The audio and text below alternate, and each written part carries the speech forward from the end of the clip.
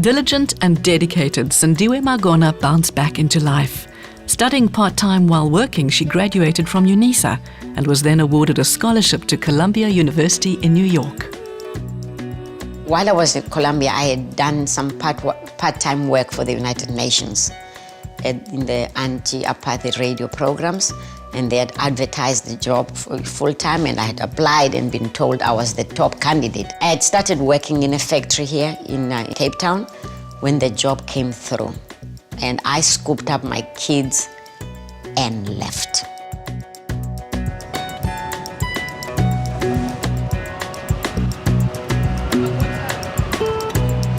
It was an amazing experience. The first thing for me was just being treated like everybody else. It was a huge thing that my salary had nothing to do with my gender or the color of my skin. It was like, huh?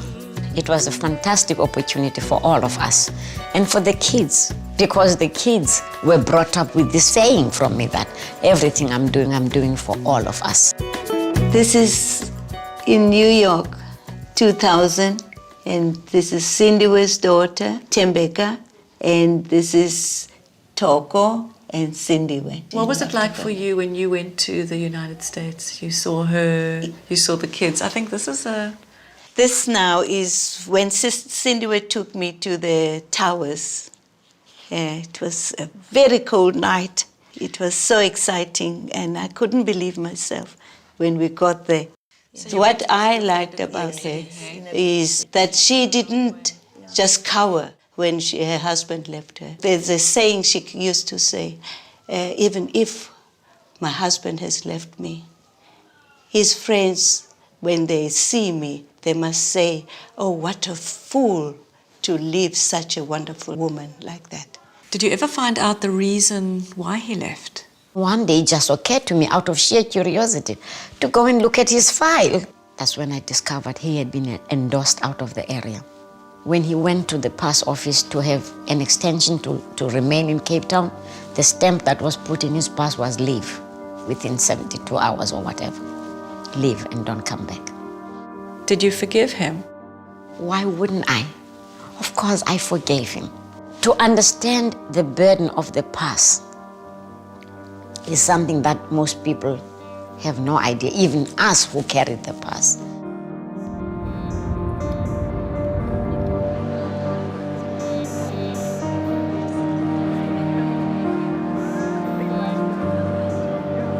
Sometimes the unsavory parts of a life, the real challenges of a life, is where the lesson is. And if you leave it out and sanitize your life, you are missing a point. You know, being in New York, being out of South Africa, let me put it that way, just made me expand. I doubt that if I had not left South Africa, I would ever have written. I doubt it. How did it feel to write your first book? Indescribable. Really indescribable. Because I was doing something I was very tentative about, but I wanted to do it. So I was challenging myself to do something I was scared to do. This is my study. I'll read you my coming out poem because it's the first one I ever read publicly. Fear of change. April 1994. With bated breath, we wait. At last, we join the rest of progressive humanity.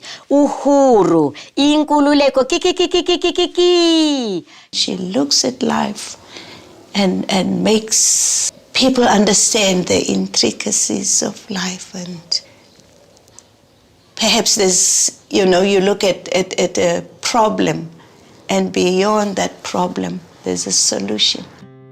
The world has a memory swifter than a blink. Give it a decade or two. If that, then fast and full will questions flow. Why are they not making it? What's holding them back now? After all, apartheid is gone. My life is an accident of apartheid. It's a life that shouldn't have ended up like this.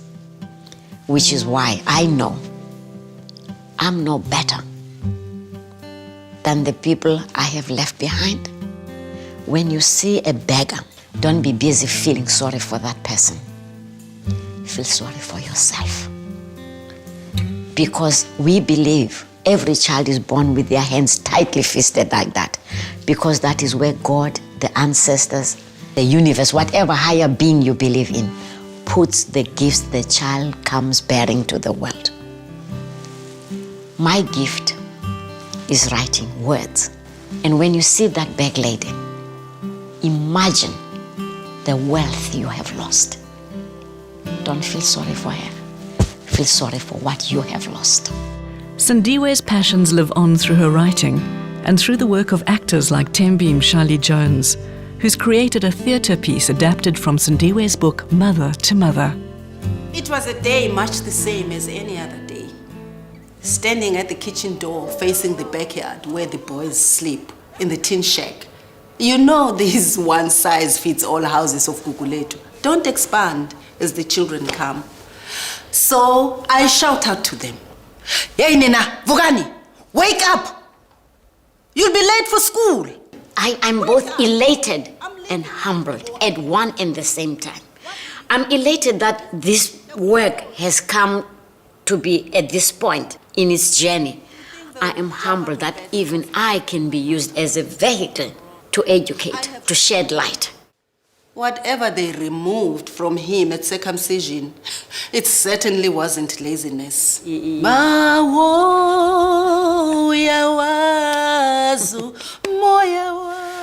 Always gets me. You wrote it. Yeah, but It's your words. So with all of this, what are you left with about life? I am humbled by the benevolence, really, of the universe, that someone such as I am could end up someone such as I am. Life is a wonder, a real wonder. We don't know the journey even as we walk it. And at any given moment in one's life, just like that, things can turn around.